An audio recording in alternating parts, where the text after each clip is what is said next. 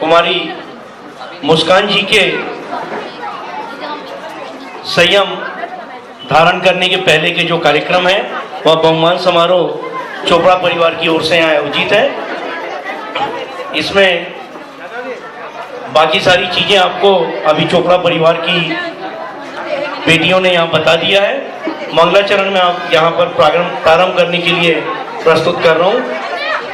मंत्र जपो नवकार मनवा, मंत्र जपो नवकार, 5 पदों के 35 अक्षर हैं सुख का आधार मनवा, मंत्र जपो नवकार।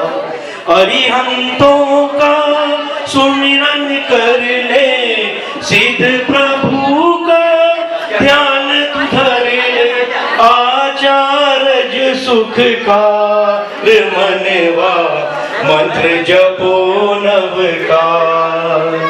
उपाध्याय को मन में बसा लो, सर्व साधु को शीश नमा लो, होवे भव से पार मनवा, मंत्र जपो नवकार।